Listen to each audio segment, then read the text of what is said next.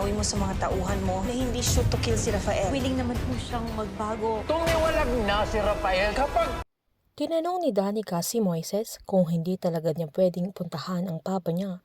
Agad namang sinabi ng binata na alam niya yung sitwasyon na nakita niya yung ginawa nila kay Rafael, na kayang-kaya din gawin ni Jaime sa kanila, na nag-aalala si Danica dahil mag-isa lang ang papa niya, na agad namang pinaliwanag ni Moises na wala siyang magagawa na kahit puntahan niya ang papa niya na hindi din niya ito maproprotektahan.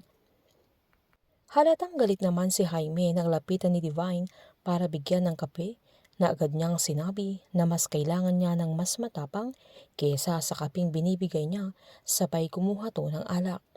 Sinabihan siya ni Divine na baka anytime ay tatawagan siya ni Rafael, kaya sinabihan siya ni Jaime na masyado siyang nagtitiwala kay Rafael, kaya agad sinabi ni Divine na kay Jaime siya nagtitiwala, na alam niyang maayos niya ang bagay na yun, na agad namang sinabi ng matanda na yun ang ginawa niya dahil nabalitaan niya na may nag-utos na ilipat siya sa detaining facility, na agad namang sinaad ni Divine na baka official, at agad namang umalma si Jaime na hindi magiging official dahil hindi niya alam, at sigurado siyang hahanap si Rafael ng paraan para makatakas siya at gusto niyang makipaglaro sa kanya.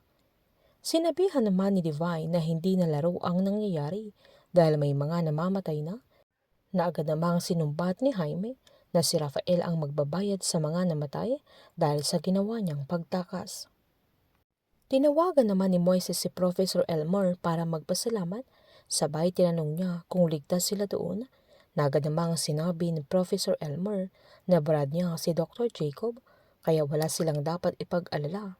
Nang saktong narinig ni Maxine na kausap ni Professor Elmer ang kaibigan nila, pero nang magtanong sila ay sinabi ng professor na wala siyang alam, lalo't andoon si Kelvin na hindi lingid sa kanila ang pagtrataydor niya sa kanyang kaibigan.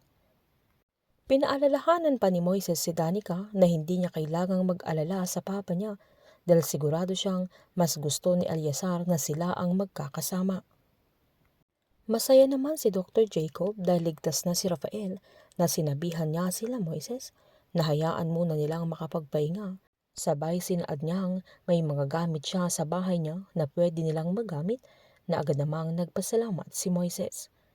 Agad namang humingi ng pasensya si Grace kay Dr. Jacob dahil pati siya ay nadamay dahil hindi na nila alam kung saan sila pupunta, na agad naman silang sinabihan ng doktor na doon lang sila, na tulad sila ni Professor Elmer ay alam niyang inosente sila, pero hindi niya inaasahan na pati si Rafael ay magagawa yun ni Jaime, na agad namang sinabi ni Vincent na nangyari na din kay Eleazar ang bagay na yun.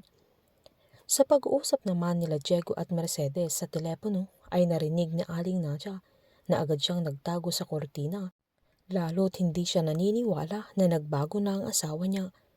Binili ni Mercedes na hindi dapat malaman ni Rafael na anak niya si Moises, kaya nangako si Diego na si Justin lang ang nag-iisang anak ni Rafael, na sisiguraduhin niyang tatapusin niya si Moises, pero kailangan muna niyang magantay ng konting panahon dahil nagpapagood boy muna siya kila Nadia at Melanie, at malalaman din niya kung saang lungga nagtatago si Moises, lalo't ipit na sila, kaya wala na silang ibang lalapitan kundi si Nadia. Nasakto namang pinuntahan ni Justin si Mercedes upang ipaalam na nawawala si Rafael, kaya nagulat ito. Magbababa na ng order si Jaime na isushoot to kill na si Rafael, pero gagawin lahat ni Divine at Mercedes ang kanilang makakaya para pigilan nila si Jaime, pero wala din silang magagawa. Painit ng painit ang mga tagpo, sabay-sabay po nating subaybayan ang advance episode ng Pamilya Sagrado dito lamang po sa aking channel. Patuloy lamang po manood at mag-subscribe para ma-update po kayo sa mga susunod na episode. Marami pong salamat.